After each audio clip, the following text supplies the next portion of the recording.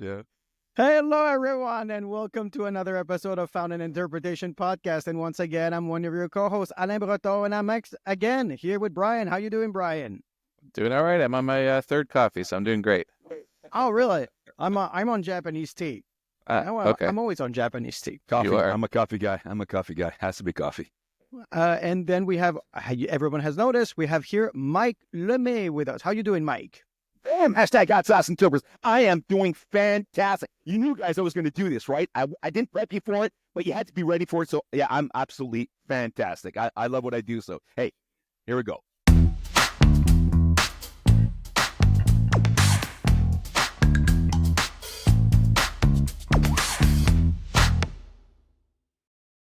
All right, I here get we the go. privilege of Okay. being here. First, quick bio, because everyone thinks they may know Mike, but maybe not everyone really does. So Mike is administrator, creator of Hot Sauce Interpreter. You may have heard of it. He's born to French-Canadian parents. He's a husband, father, grandfather, preacher, entrepreneur. He's a French and English simultaneous interpreter.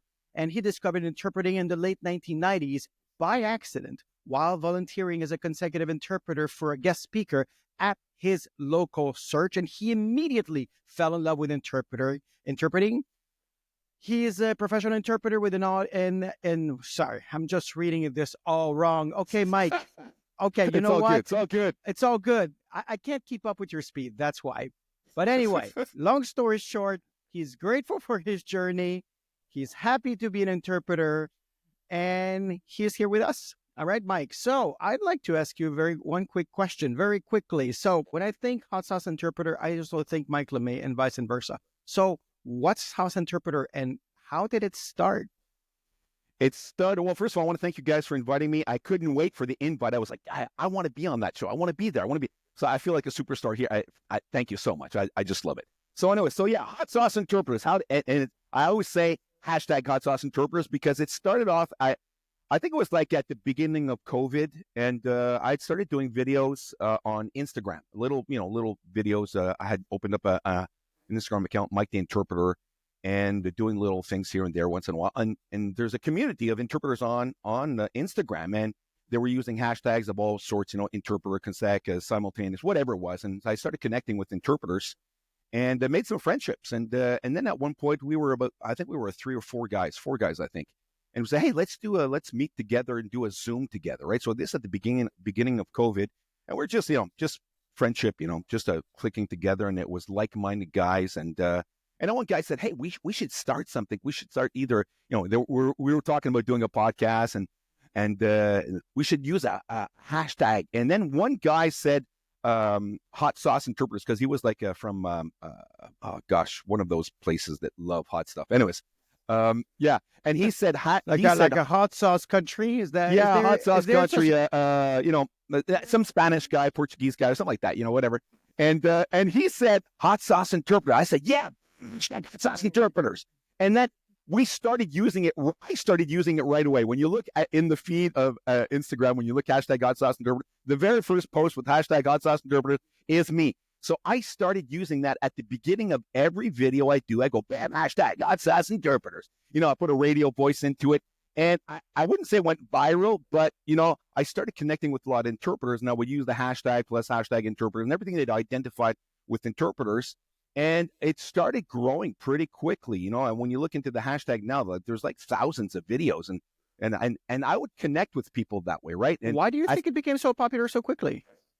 Well, I was pushing it a lot. I mean, I still push it a lot. I love it. I love this community. I love the people. And every time I meet somebody who I sense or I feel like is like-minded, maybe we'll talk about it later, but, I didn't want any like divas in the group, So anyway, it was on Instagram at first. And then the suggestion was, hey, we should open up a group, So we did WhatsApp.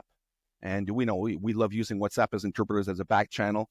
And I created a group. It was, hashtag hot sauce interpreters. And we used, that little, the bottle of hot sauce, that hot sauce stuff. that emoticon, like the emoji. Yeah, exactly. So I used the emoji and we changed the wording in it, and we add ourselves in that group and we communicate through that group. But then, comme on dit en français, de fil en aiguille, hey, can I invite my friend? One thing led to another. everybody was hey, can we invite this guy? He's a great interpreter. She's a great interpreter. And so people wanted to come in. And at one point I said, okay, I need to vet these people, so I need to have something that, so I made this rule that when they would recommend, if it was somebody who was already in the group, you had to be recommended from somebody in the group. So that was a bit, like I'm not AIC, right? We're just a bunch of people. I was going to say that. It was kind of a mini AIC thing. Actually, I've heard that hot sauce interpreters right now we're over 700, almost 800 people. So I heard some associations are smaller than that. So basically an association, right, with no fees. So that's you're more than Otsiak, that's for sure. Oh man. Anyways, but so we added people that way, and I made a script for an invite, and I would tell them about us before accepting them. I would kind of vet them, I'd send them and give them the rules of engagement and what I was like and why I started this, and I basically tell them I want like-minded, pay it forward. I use that word a lot. Pay it forward type of interpreter, nice people, kind people. If you're willing to share, if you're willing to teach other newbies how to be interpreters. If you're a newbie interpreter and you want to learn from pros, this is your place. But I want, we got to be cool and down to earth. So it was basically a really simple thing like that. Any restrictions? They would accept. Well, yeah. Oh, yeah. The restrictions were like no politics, no religion, and no, gender stuff. And no divisive topics, because I'm part of other groups, and politics kills a group, religion kills a group, and gender-based DIE, all that stuff. It kills a group, right? So I told them, let's keep it professional. Hot sauce interpreter survived the election, the American election. Yeah, because we didn't talk about it. Yeah, exactly. I was surprised. No one, we barely mentioned in the group. Right. There's other groups that talk a lot. There's some groups that are based solely on politics, and it's always a fighting match. And I go there honestly just to look and laugh, like a spectator. I have my popcorn, and I like to watch the discussions. They beat each other up, but then they give work to each other, so it works out. But it's like, so I said, I don't want that. I'm not that type of person. I'm not, I'm not I'm rather of a passive Canadian, and I don't want any battles, So I want it to be good. So that's basically what we have. So after even like almost 5 years now, I've never had to kick anybody out. Maybe once or twice I've had to like speak in private. Hey, listen, can you take that post down? It's like kind of created some issues, and now people are used to it. And I think they know the vibe of the group, so they invite the like-minded people. And honestly, I rarely have any issues. And then we ended up opening up chapters, or I decided to open up chapters because I realized that, okay, the main group, the English group, is fantastic. It's a huge pot of people from across the world, which is fantastic, right, for connections and networking. But then, like I had extra work I wanted to give, but to put it into group, it was creating like too much chat.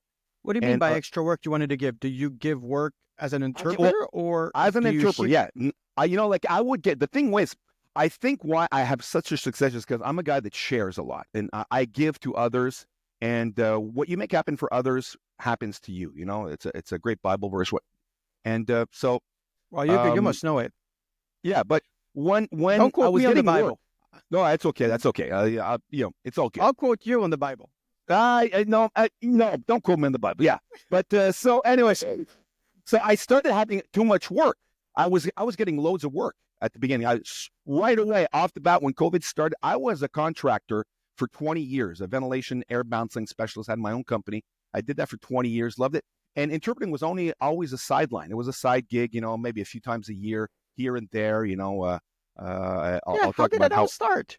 Yeah, it's a wonderful story. We love interpreter stories, right? So, it started off, okay. So when I said that it's probably over 25 years ago now, I started interpreting in church because I was, French Canadian, going to a French Canadian church here in Montreal. It's a huge church. It was about 800 and 900 people, evangelical Christian church. And this church would receive special guests on a regular basis. And oftentimes they were American. So what would happen was that in the church during the week, the normal services where it was the main pastor preaching, he was preaching in French, and he had a line of interpreters. He was a very progressive church. It was he had Russian interpreters, Iranian interpreters, Spanish interpreters, English to French interpreters. Were there booths at church? We had we were on the front line. We had the first row. Like the pew. We had pews. It was just an old cinema. The seats that you push down to sit down. And it was an old cinema on St. Catharines and near Papineau. Papineau, whatever. And so but it was almost like, Something with a P. it was almost like Nuremberg, right? In front of the seat, riveted on the seat, you would plug your mic into it, and it was all connected. And people would take a headset with their language, right? There was like, I don't know, 10 different languages in this church, and it was awesome. And so I said, hey, I heard an interpreter one day, and there was a special guest. And when they had special guests, they didn't have enough headsets, right? So they would put the interpreter on stage, and you do consecutive. So this poor interpreter gets up there with this preacher, man, who talks 100 miles an hour. And what language? English. English, okay. And the interpreter was interpreting into French consecutively, right? But it's not classical consecutive. It's like a simul-consecutive, it's sentence by sentence, right? So, and he was tearing it apart. He was having a hard time. And I was like, hey, I think I could do that. Or I was like, oh, that's Give the it wrong a shot. word. I think that's the wrong word. I wouldn't have said it that way. That was the first time I saw an interpreter. So I volunteered. I went to see the person in charge of that service in the church, and I said, hey, listen, I've never done this. I'm bilingual. I think I could do this. So they put me in the seat the first few weeks, and everything went well. And then how did you feel? How did you feel when you first tried it? I absolutely loved it. And there's a caveat that I'll tell you. There was a little secret in the sauce. Is the reason why I loved it so much, and I'll tell you that's that little thing. So anyway, so the first American preacher comes, and now they need an interpreter on stage. I've never done this, right? I was interpreting maybe 1 week, 2 weeks, or something like that. Hey, Mike, it's your turn. You're going to go up there. You're interpreting for the preacher. So I go. I'm on the stage, just on the stage in front of 800, 900 people. And the preacher goes to the front main stage, and he starts talking away. And I'm in the background, like a mile away, like almost hidden. I was really shy. You couldn't tell, but this set me free. Okay. So I'm in the back almost, near the curtain. And I start talking and, sentence by sentence. And he says, where's my interpreter? I'm here. And he says, what are you doing over there? Come here. So I come right beside him, like shoulder to shoulder. And he tells me, he says, stick by me. He says, whatever I do, you do, so I started interpreting. No, he hadn't said that at first. So he starts interpreting, I interpret. And then he's really animated, like preachers are animated. He's moving his hands. He's jumping around. He's walking left and right on the stage. And I'm not following. I'm just like a stick in mud. And he looks at me again. He says, what are you doing? I said, well, I'm interpreting, sir. He says, no. He says, if I jump, you jump. If I scream, you scream. If I talk loud, you talk loud. He tells me this off the mic, I said, this is like acting. I could do this. So I start doing it. I start doing this, and it went off like it just exploded. I talent just popped out, right? I believe it's a God talent. And it just went like that. It's as if I had always done this.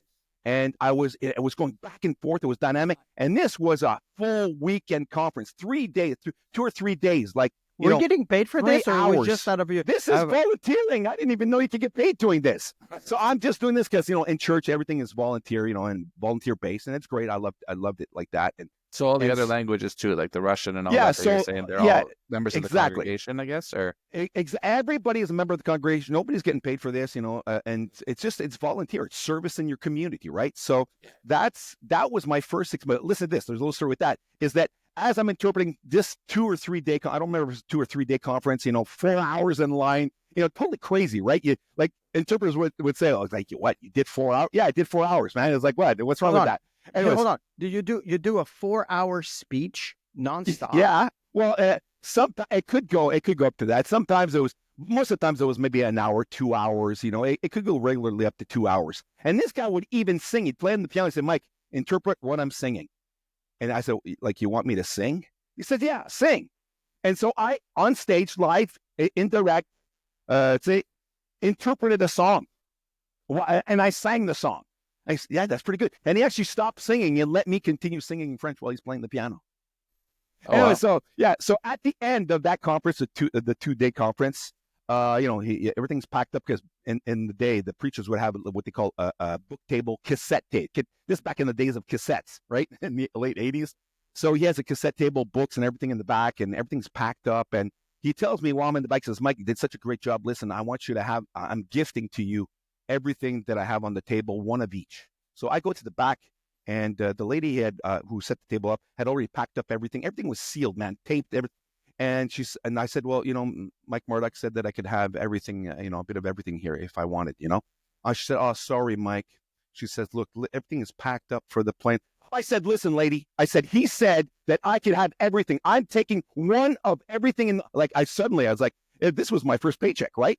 And that was thousands of dollars. I still have them to this day, the cassettes in a box. I kept them as a souvenir. And he essentially paid me, gifted me like all his cassette. Like, this guy was a prolific writer, 20 books or so, cassette series. Like, you'd open up this book of cassettes and had like 8 cassette series in it. And he, cassettes. So what year was that? In the 80s. It was the late 80s, 89, 90, 91, around there. And so you didn't have CDs yet. Well, the CDs existed, but this preacher had not transferred everything to CDs yet. So, no, but for younger people, they don't know what cassette is, and it's been a while. Like, I don't even have any. I think I threw them out. But, it's a cassette. The step between the record and the CD. Exactly. Or the 8-track. In the movie Guardians of the Galaxy, there's that little rectangular plastic thing that plays music. You'd play it in the Sony Walkman. You remember those? That's right. Like a Sony Walkman. For those who are like, my age, 55, you'll know. For the rest, well, you'll have to look on YouTube and look at what those old souvenirs are. So anyway, that was my first experience. But what ended up happening is I would do this on a regular basis because they would have regular preachers come over. And I was like, I'm not tooting my horn, but I was really good at it. I was getting called from other churches to go. Yeah, oh, definitely. And I still do. And I had other churches calling me up to come interpret for their services, their guest speakers. And, they would give me a bit of money here and there as a gift, an honorarium. And, but what happened is that in one of those meetings, there was a professional interpreter in the crowd. And he came up to me after and said, "Hey, he says, I've never seen you in the booth. Where do you work?" Like, I said, "Work? You can make money doing this?" So that interpreter said, "Listen." What year is this, more or less? That was like early 90s. Like, I say 25 years. So it was probably the 90s. 90, 91. 2000 was 25 years ago. Yeah, well, already. Well, you're right, man. So that's more. So I adjust my buy because I said 25. But anyway, so it's over 25 years ago, right? So he says, "Listen, I'm giving you a job." I said, "Sure." He said, "Just show up at this place in the booth." I show up in a booth. I had no idea what the console was, how it worked. The sound tech had to teach me English here, French here, volume, treble, and speak in this mic, speak close. So, like, I was literally thrown into the booth, and it was as if I'd always been there. And was it just, what kind of, you still remember the content? Oh, gosh. I'll never forget my first one. No, me neither. I remember the one I got kicked out of. Oh. Yeah, because that made me cry. It made me cry. That'll be another story. So, well, yeah, so where was I? Man, I have so many stories in my head. It's someone spotted you at church. So they brought you to the booth. Yeah. Now, the thing was, this guy who hired me, who recommended me, he also had his little business. He had been an interpreter like a long time before me. He was also a church interpreter. Is he still in the market?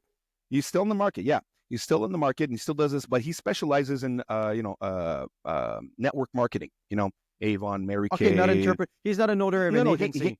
He works for agencies because I've worked with him in the booth with other agencies. So, all right, but he's not the head of an agency. No. He's a freelance. He's always been freelance, like all of us here, and so he had a lot of work back then. I mean, back then he would hire me. He would call me up and said, "Mike, you want to go to Barbados?"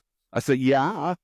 And because I was my own boss in my own company, I was able to take the time I wanted, right? So yeah, sure. He said, "Okay, this date, I can't be there. It's an MLM.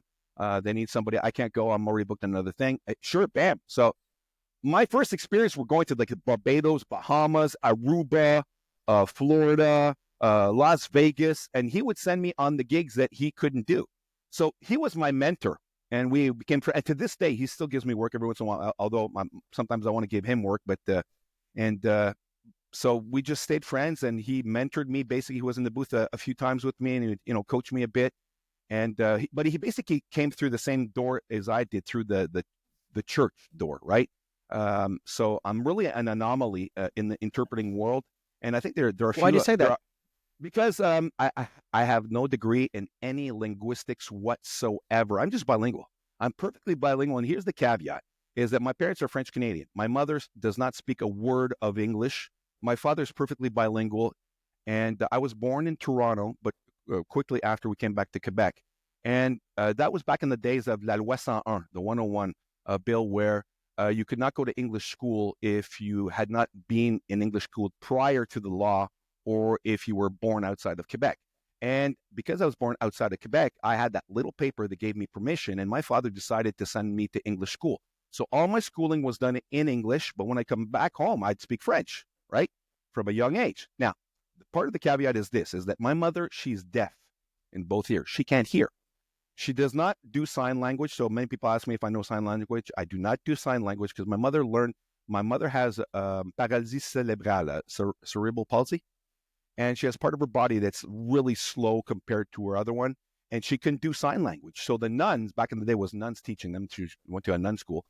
And they taught her to read lips. So that's why I'm so demonstrative when I'm talking, because I was say, Maman, il faut faire ça comme ça, puis tata, Monsieur le propriétaire, il a appelé. So I would talk like that to my mother. And I was essentially, what I learned later is that I was a child interpreter. And that is the secret of my sauce, is because I was brought up essentially as an interpreter, right? I was always interpreting for my mother. I would do phone calls for my mother. Every problem and situation that happened, my dad wasn't really present. He's alive today. He's a great guy. He lives in Montreal, but just wasn't present back in the day. And so I was like taking care of all kinds of stuff, like the bad stuff, like when the hydro bill needs to be paid. You got any siblings? I do have siblings. I have a younger brother and a younger sister. I'm the oldest. Are they also as expressive as you, or? My sister actually does. No, they're not as expressive as I am. However, my sister, who's about 2 years younger than me, she interprets in her church as well, but she does not want to go professional. I've offered her work, and she just doesn't. She likes to do it just in the church. My youngest brother, he does not interpret. He's not as expressive. He's more a really reserved type of guy. So I believe that the secret chip, or the secret in the sauce, was the fact that I was a child interpreter, and it gave me the fluidity to be a simultaneous interpreter. I'm not good at consecutive. I mean, when the preacher's in the front, it takes a different kind of training. If you had to take some 6 months to do that, you'd pick it up. Maybe, I don't know. It's because, but so the thing is, because I have no training, j'ai formé mes mauvais plis, my own style, right? Because remember, nobody told me how to do this job. I appeared at stage 8, just interpret for this guy. So I said, listen, I told the preacher, I would tell the preachers, listen, sentence by sentence, please. And maybe, 2 sentences. And if you go over, I will butt in. I would tell them that. I will butt in, or I'll tap you on the shoulder. And usually I would just butt in. But what's great about interpreting for preachers, there's a flow, there's a dynamic that just happens. It's like, I don't like to use the word magic there, but it's like, it just flows, right? The preacher, you get in sync, you're in the same spirit. That's why I believe it's very spiritual for me. This gift is that the preacher would go, and once you're in the zone, boom, boom, boom, boom, boom, boom. That it's just, I've posted videos, if I could probably share some, but where it flows. It's like a dynamic. I to the point where some people, the French people, would actually say to me, you know what? I did not even hear the English guy. I was just watching you as if I was, because I would act out. For me, this was an acting job. Just do what he does. Lift your hands up, scream, yell, jump, whatever. I was acting, that's what right? that's what they asked you. That's what they asked me to do. Yeah. But the thing was, prior to that, I was so shy. When I got on stage for the first, public speaking, right, guys? It's like, it's the worst thing, right? I was a major introvert before this. And as soon as I got on stage, the thing that helped me is because I said to myself, I'm acting. I don't have to be me. I could be somebody else. And that set a click in my head where, okay, I could do whatever I want on stage here, and it doesn't matter because I'm just repeating what they're doing. So if they look stupid, I don't mind looking stupid because I'm just going to do what they're doing, right? So something clicked in me, and that literally, it transformed my life, really. It was a gift of God. It made me come out of my, sortir de la coquille, on dit in English, right? Coming out of the shell. Yeah. So yeah, big for, sorry, Brian. Oh yeah, sorry. So moving on. Just said, go ahead, right, guys. So moving He's on the new host of the podcast, Mike Lemay. So when we go from the religious setting and everything, where it's pretty informal, like you said, it's a little bit more acting and whatnot. Then you get sent into a booth where I'm assuming there's a lot more limitation and constraints. You can't do the movements and stuff like the person who was in front. So you're sitting in front of a microphone. So like, did you ever get like nervous to transition Oh yeah. from one to the other? And Oh like, yeah, I would sweat. I would sweat. And honestly, sometimes I still do. Not as much. Honestly, I'm much more comfortable now in the booth, whether it be RSI or in person. But to say that I went into the booth like yeah, it was a sweat party. My heartbeat, man. I put a heart rate monitor on myself while I was interpreting. I had posted a post on that my heart rate would go up to 100 and above 100, 150 at the beginning of interpretation. And when you settle in, then your heart rate goes down, right? But so I but I definitely got a question sweating. regarding. Okay, I got a question because when I first started in interpretation, I was told to tone it down a few notches because I also tended to have a lot of to be overly expressive when I was interpreting. Uh, did you tone down a little, or did you keep it? And then I have one more thing that I want you to keep in mind, which is the people who hire you. Do they have expectations that you will be that expressive and this became your trademark? That's how I feel about you. I mean, Yeah. when I mean, from the very few times we've worked together, you bring so much energy. I don't know if you remember years ago, we did Tupperware. Yeah. And it was about selling. It was about, selling the products and everything. And I was listening to you and you brought so much energy. So I was like, okay, well, I don't want everyone who's listening to us to think that it was during COVID, right? So I didn't want everyone to fall asleep when I was doing it. So I tried to keep up a bit with your energy. And I was wondering if this is an expectation that your specialty is to be that expressive, or how do you feel about that? Yeah. Okay. So for tone and energy, well, because I would do it on the stage side by side with the preachers, and I would emulate them, right? So it was kind of instinctive, honestly, to emulate the same tone, the same energy. But today in the booth, is that the case today in the booth? Well, because I would come into the booth, I knew that, hey, this is not preaching. They're not preaching. They're not yelling. I mean, I kind of knew instinctively, honestly, that, okay, the speaker in front is using this tone, this energy. I'm a good copycat. I'm able to emulate the same energy of the person. Now, one I do, yes, I consider myself now a specialist in marketing and network marketing and MLM, whatever you want to call it. The names change every few years. But I wouldn't say, they never ask me, hey, Mike, put in the energy.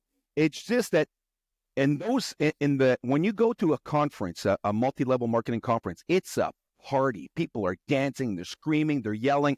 It's comparable to a Tony Robbins conference. Probably everybody's seen Tony Robbins, right? I mean, Tony Robbins tells his interpreters, if I swear, you swear. If I scream, you scream. You do everything I do. And it's like he's really hard on his interpreters, right? It's similar to a church mood. Oh, yeah, totally. And that's why the energy for me was very natural. But the thing is, now when you start working for, let's say you said Tupperware, okay? That's a great example. They're a great client of mine, or agencies that work for them. So I don't work for them directly. But every opportunity I have. But what happens is, at one point, you're interpreting for those, let's say Tupperware, and the people who are listening to you, they start requesting you. Hey, that guy that interpreted, I really liked that. He was full of energy. And I would actually get called back and say, the agencies will call back and say, they want you back. They requested you, the guy who had the energy. And because what I learned was that you can't be wishy-washy. You can't be calm. You can't be like, I don't want to say Ayik because, but I think of Ayik, the monotone, the stereotype of the interpreter, never seen, never, heard, not seen, not noticed. I don't believe that. I believe that the interpreter, if somebody's going to listen to me for 8 hours, which it does happen sometimes, or, maybe not consecutively, but 8 hours, I'm saying to myself, hey, would I listen to myself born? Well, no. I think it depends on the situation. Yes, totally. It does depend on the situation. Well, I don't know. We had, for instance, Ahmed, who works at the criminal court, and you can't be. No. You have to adapt. Context is king. Exactly. I mean, obviously, I don't put this level of energy. I mean, if you've worked with me a few times, I don't always I'll put it on thick especially for those type of events, okay? And, but honestly, for all, like I do a lot of First Nation stuff, they're very calm people. They're down to earth.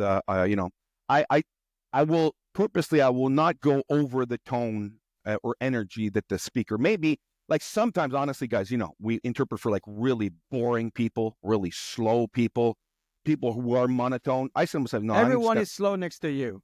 oh yeah, definitely. I mean, I go bananas and when they're slow speakers, like it makes me nervous. It's Well, like, I was going to ask that because like, what if you're like doing something a little bit more boring, like, but it's necessary, like some yeah, like it happens. standardization of some like Yeah, something in the world, like the International Standardization Organization yeah, meets, and they talk about like what gauge of wire you should use for such and yeah. such a purpose, and it's just very boring. Like, I've but done a few of those. it's also like for us, it's a very precise language. So it like Yes.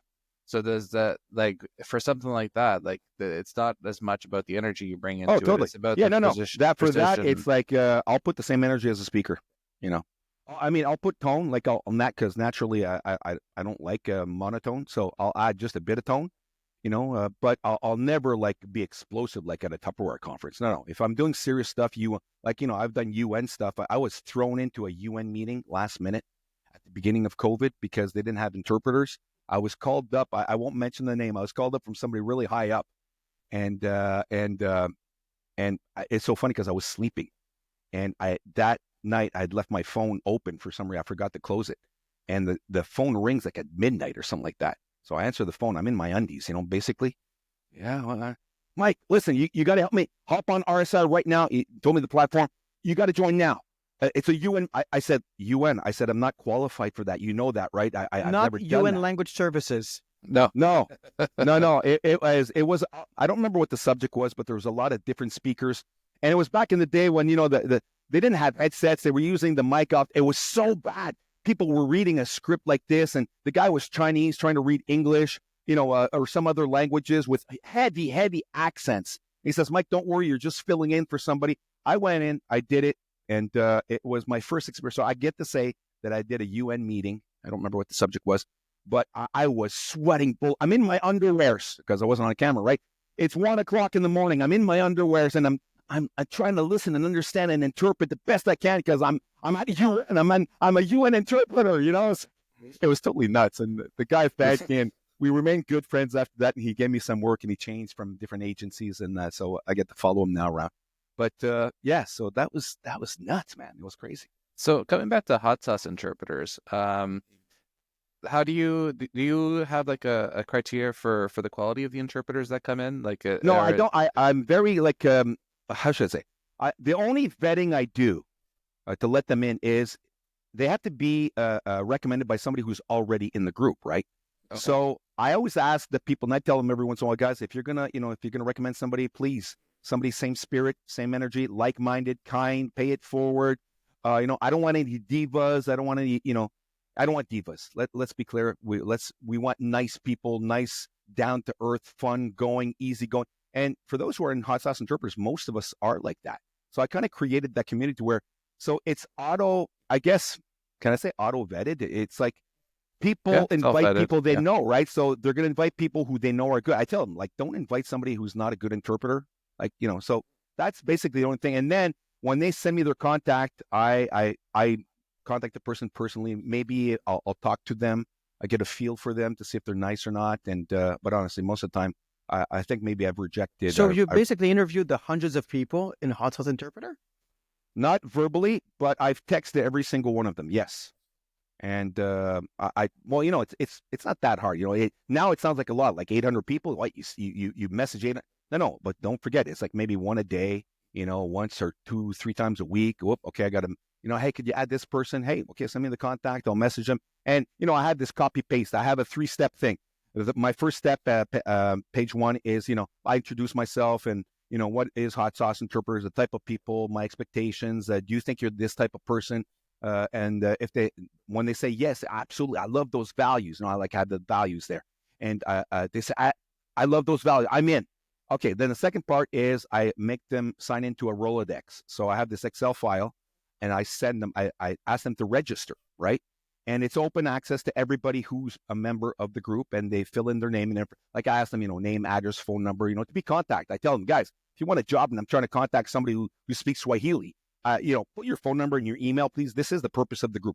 I'm fun going about it, And then I ask them, are you part of an association? So everybody in Hot Sauce Interpreters has access to that file. And let's say you're looking for some strange language, go to the file, look it up, okay. And then you have the email, the phone number, contact the person. So it's great networking, right? So yes, I have vetted every single person who's in the group. Now, if companies now, after 5 years, now the agencies know I have Hot Sauce Interpreters. I have agencies that call me, Mike, you got to help me. Can you find an interpreter last minute? I need this language, this language. Boom, Yeah, I hey, reached give me out a 5 couple minutes. of times. Yeah, you do, exactly. And you know what? I have a ton of work because I believe that because I've helped people, man, it just comes back to me, man. So I'll make something Yeah. clear. Sometimes I hear some, like people talk and some people don't know. Let's make things clear. Hot Sauce Interpreter isn't Hot Sauce an Interpreters with an S. Interpreters. Yeah. Thank you. So Hot Sauce Interpreters isn't an agency. Is not an agency. I'm just a freelance like everybody. All right. I'm so just a nice guy. You don't make money out of, like, some people say, oh no, he made me money or something. Somebody did. Some people, many of them say, hey, you should take a cut. You should, maybe just start your, you know what? I don't have time for that. I have a hard time getting my own bills out, my own invoices. I mean, sometimes I'm late 1 month, 2 months sending my invoice because I'm so busy, right? I hate administration. So the marketing, part with the cap and everything is just for fun. Yeah, just for fun. I mean, I haven't made any more of these, I just went to a flea market and I made this. I say, hey, can you put this on the cap? Bam, hashtag Hot Sauce Interpreters. Some people say, hey, I want one of those. I'm not making them. You know how much money it costs to send one? That could be ridiculous. It would be like $40 plus $20 to send it to Europe. I mean, come on. We're going to pay $60 for a ball cap. I don't know, man. I'd never tried. Maybe I should. But there's the only marketing is for, I had a t-shirt, man. I should have worn my t-shirt. The t-shirt has the same thing. It says, man, hashtag Hot Sauce Interpreters, nice and loud on the black shirt, right? So I don't make a penny. You know what? It comes back. I get so much work. I have to give work away. So my recompense, my gift is you guys giving me work, because top of mind, top of list. I always say this is my number one rule for interpreters and newbie interpreters. You want to get work from other interpreters, you got to be nice to other interpreters. You got to be nice, and don't be a diva. Don't be a B. Be a nice person. Be fun, down, easygoing, and people think of you. And then it just comes back to me. I get offers left and right from a lot of the guys in the French chapter that I created as well. So it's like, be a nice interpreter. You'll be invited on gigs. And go ahead, Ryan. For new interpreters who are just starting in the market, you mentioned the word divas quite a bit, and we've talked about Hot Sauce Interpreters, and we've talked about, you kind of mentioned a bit about AIC. Just for like the viewers out there, like, what would be a diva for, like, who would not be like part of the Hot Sauce Interpreters? Somebody who has a bad reputation in the booth. Somebody like all of us, we know some, right? And I would, if let's say Alain calls me and says, Mike, I'd like to invite this interpreter. Are they a diva? I'll say that. Are they a diva? Are they a problem? Or are they what? Straight up. I'll be straight up. Yeah. I don't want people like that. I want people who are going to be fun, communicating and participating and, active in the group, Now, granted, we have a lot of AIC members in the group. I mean, it's not because I say AIC because everybody knows AIC, right? It's like our stereotype thinking of an interpreter is the AIC, straight, monotone, which is not true. But anyways, so you're putting a caricature here. My wife heard me and she brought it to me. How can you not hear me? Exactly. My door is closed and she can hear me. So hashtag Hot Sauce Interpreters. So yeah, but I don't sell that. I made it for myself. It's just for fun to do when I do videos. So so there are the vetting process. Anybody can come in. I'm assuming that if you're recommending it to me, you know me. It's like, listen, I want nice people. The feeling of the group. So honestly, I rarely had problems with it. Maybe once or twice I had one guy who was acting up and saying a lot of stuff, and that person is still in the group, but I had to tell him, listen, tone down. This is like, relax. We're having fun here. We're networking. We're helping each other out. And the other thing is the group is strictly to interpreters. I don't accept, like Brian, unfortunately, he's a super nice guy, interpreter. I wouldn't invite him in the group because I consider him an agency, right? But I know some agencies that are Hot Sauce Interpreters as well. Yeah, well, okay. There's the grandfather. I don't want to say names. I know who you're saying. But listen, there's a grandfather clause. They're in the group before I made the rules. Missed it. Yeah, you missed it. So there are... Make an exception. Come on, Mike. Make an exception. No, because it's brought trouble to me in the past. But so I've told those people, the ones who are, and there's very few, but there are a few, and I know you know them. And actually, Brian, if I would name them, he knows them as well. He's actually called me up for certain issues that we've had to fix. And anyway, so I would tell those agents, I said, listen, I said, you're in my group. You've been here before I created the rules. I said, listen, you're an interpreter here. You're not an agency. You're an interpreter. I said, if you have work to give, you could you put it up like everybody else does and let them contact you directly. But you're not going to be you're not going to market your company in the group. Okay. So there's a few got through the cracks, let's say. But now in my vetting process, I ask them, are you an agency? And if they say yes to that, I don't let them in. So. But it But depends. like, Okay, go ahead, Brian. Sorry. yeah, like a lot of people are freelancers, but also they work under the name of an agency because they're like for I make an exception for them. Like, you know, I consider myself, the term I hear sometimes is what, you know, a freelance, I'm not an agency, but a consultant. Okay, I've heard that. Interpreter consultant or consultant interpreter. I consider myself a consultant interpreter. I'm a freelance. I don't have a company. I'm not, you know, in my case, I'm not incorporated. I'm just a freelance guy. I work under my name, and but I get so many requests for work, and so so what I ended up doing when I would get a lot of calls or emails, I would say mostly emails. Hey, listen, are you available for this date? You know, this product. Da, da, da. No, I'm not, but I know somebody who is. Can you give me permission to share this? So when they would say, oh yeah, please do.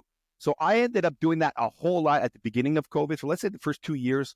I would always say, I have somebody for you. I have somebody for you. I have somebody for you. Yeah, that's what I used to do in 2003, 2004. If I was not available. Which is what pushed me to start a business. Right. So, and then I was sharing. And then, so that's why the agency started calling me right away. Like I get many calls or emails from agencies asking me. So I act like a consultant. I act like an agency, but I'm not. I don't take a cut. I say, listen, here's the email. You deal with it. I don't even know what they make. I say, listen, you know, this is what I was making on that gig, and this is usually what they accept from me. So if you want to go higher or lower, it's your thing. Do what you want. I have nothing to do with it. So once I give them the contact, I let go. I've never taken a cut on anybody. Sorry, no. I've taken cuts like very rarely on certain occasions because it's caused me a lot of work, let's say administratively. So I did, but honestly, like the cut I'm taking, like the most recent one, I took $25. You know, $25 on a $450 job or something like that, you know, along those lines. But I think I've done that like twice in 25, 30 years. You know what I mean? So it's very rare that I do that. I just do it out of the goodness of my heart. I just love helping interpreters. I'm a community guy. I'm a team player.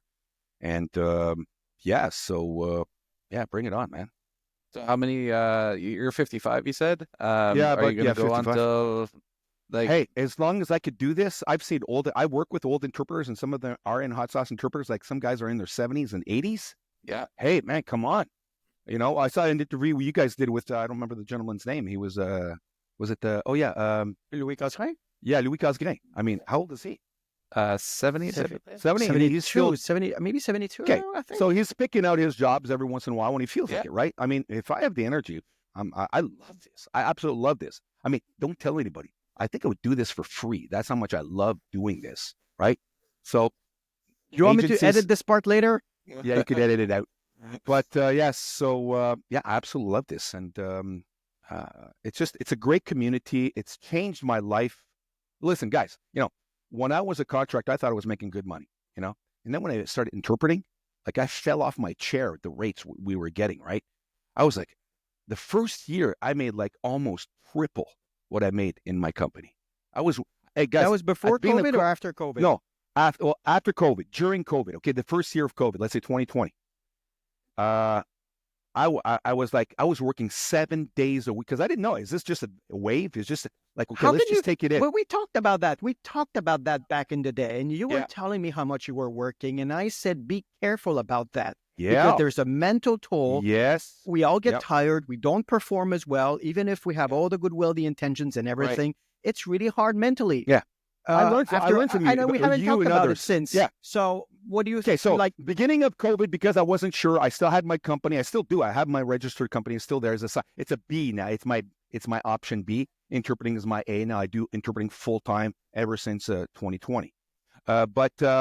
So what happens is that I didn't know of this for a few months. It's COVID for a few months, a few weeks. So I just took everything, man. I was working 7 days a week, 40 hours I was taking back to back, boom, boom, boom, boom. I was doing like 5, 6 gigs a day. It was totally nuts. I was riding the wave. I was like a rock and roll superstar doing every single gig, right?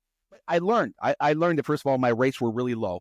So I learned about that. I learned about rates, and I would ask questions to We other did talk interpreters. about that too, remember? Yes, we did. And I remember you talking about the quality over quantity, and I was Yes. quantity over quality, or but I mean, honestly, through the years, I've increased. I mean, at one point, my mentor he calls me and says, "Can you do this gig?" And he said, "Okay, what's your rate?"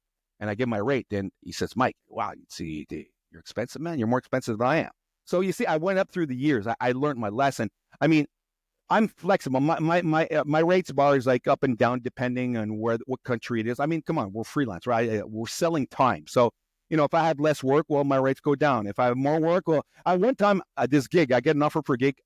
I didn't want it. So I put a rate like through the roof, man, through the roof. The guy gave it to me. I was like, oh gosh, I got to do this gig, man. But I made a bundle of money, right?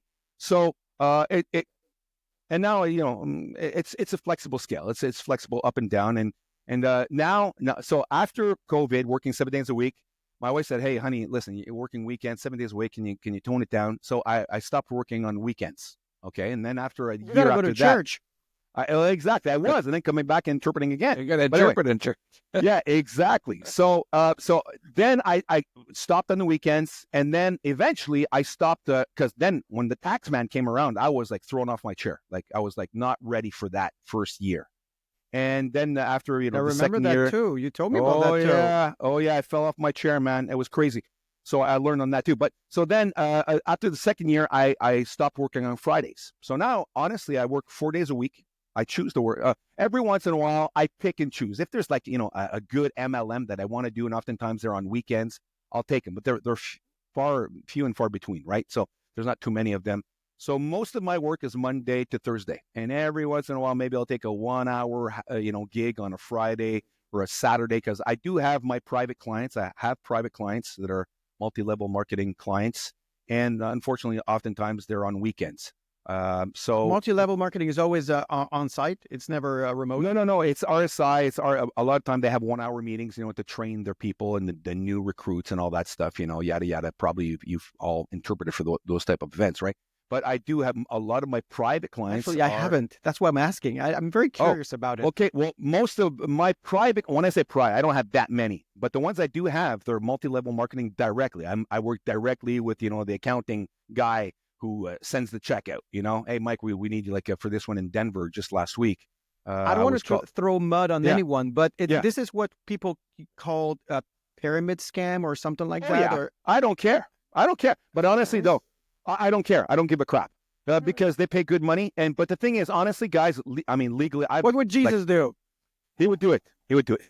But listen, honestly, they say pyramid. They don't want us to say pyramid because whatever the structure it changes every 2-3 years. It is. But legally, these are real companies, and they rake in real money.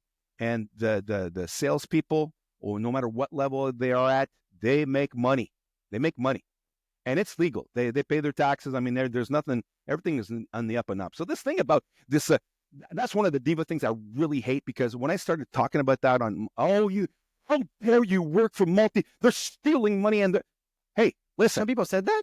Oh yeah, some people hate the pyramid thing. As soon as they say pyramid, it makes their heart rate go up, right?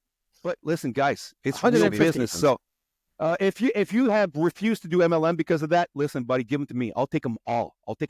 Because they make darn good money. I make good money. I love doing it. It's super fun. Hey, listen, honestly, that's the place where I let go. And when we say interpreters have to say exactly word for word what's going on, you got to be precise. When you're doing multi-level marketing and their energy's up there, the people listening to you, they don't hear what's going on in front. They hear me.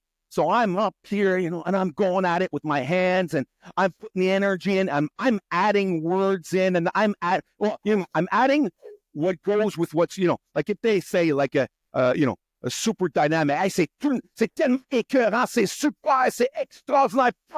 Like I have a list of, synonyms and words nearby so that I can have different words that express emotions, and I'll add on. And you know what? They call me back for that. Oh, we love you. Yeah. When they sing on stage, I sing. I sing in French. I make it up, man. And especially when you're in conference in person, man, they go bananas. The French people, yeah, Mike, yeah. So I'm in the back and I'm singing in French. If they're dancing, I'm dancing. I'm putting it, and I do a bit of adding there. I do a bit of self-editing. You wish you were and on the stage. You wish you were on the stage, right? Come on, admit it. Admit it. It's happened. One of those conferences. One of the salespeople was French speaking only, but they were one of the top sellers in Quebec, and they wanted her to testify in front, or to talk about her success. And she said, "Listen, I can't do it." So, Mike, can you go in the front and just repeat what she says? Bam. I went up there, but she had a script. Okay. So I did not have the French script, but I had the teleprompter, and they had created the script for her and everything. And I was up there with her. She was a dynamic girl, and bam, I was putting it like if it was a preacher. It was super. We had super fun. People loved it. They laughed. They cheered.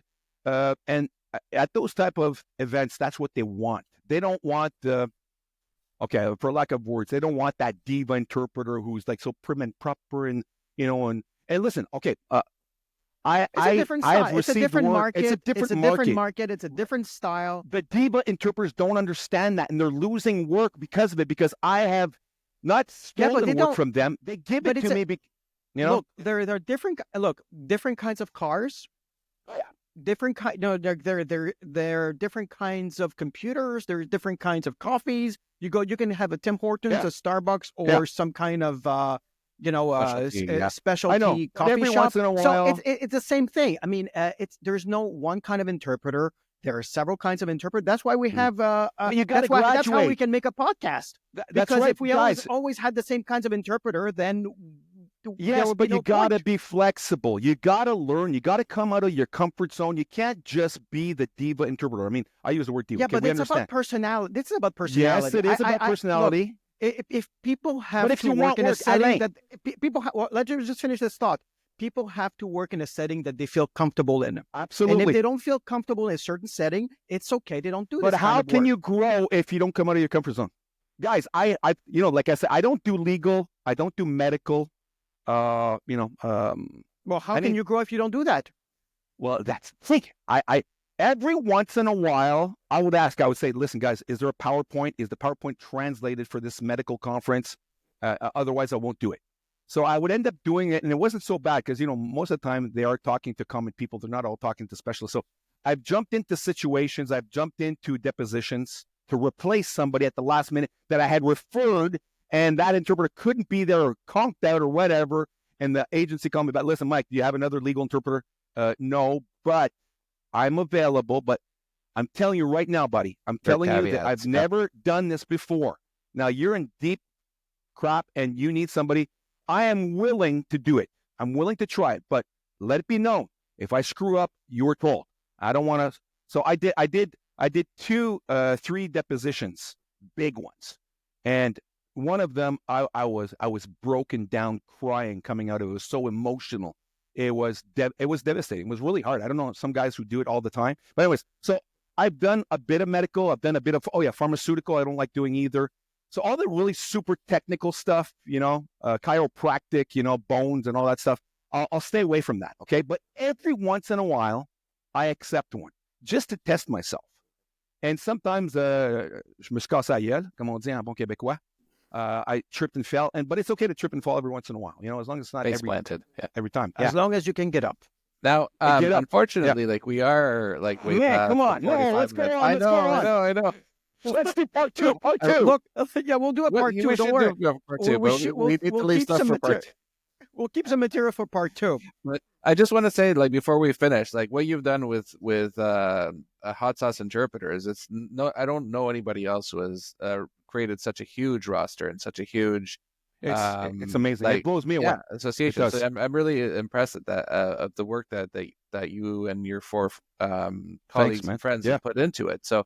Yeah, so I'd like to commend you on that as a parting note, and also to thank you for coming on. Absolutely, man. And we got to do a part 2. Yeah, well, let's do a part 2. We still have a lot of material. Come on. Oh yeah. There's never. I mean, that's the great thing about being an interpreter is that there's never a dull moment. There's always new stuff happening. So yeah. Anyways, thank you so much, guys, for having me. I had a blast, and we barely scratched the surface. So yeah, if we do a part 2, I'm all in. There's so many stories and stuff like that, Yeah, you know. and then So we got all the intro stuff and like yeah, how you became an interpreter. Now we can go exactly. into the Oh juicy man. stuff. So even if you do, I just want to encourage young interpreters, newbie interpreters, that listen. I came in through the back door. I like to say that I'm a backdoor interpreter, and I've made it this far in my career. It's an absolutely fantastic career. I've been doing this for 20 years, and you just have to jump in. You're gonna have cold sweats, but that's the way it is. And I still have butterflies when I go into the booth. Less nowadays because I'm really comfortable doing it, unless it's something really technical. But jump in, guys.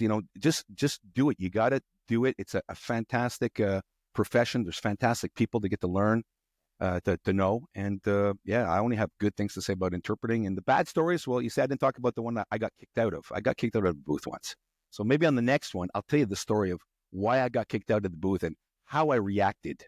Sounds It's good. a teaser for the next time. That's right. And the next time, we'll start with that story. All right.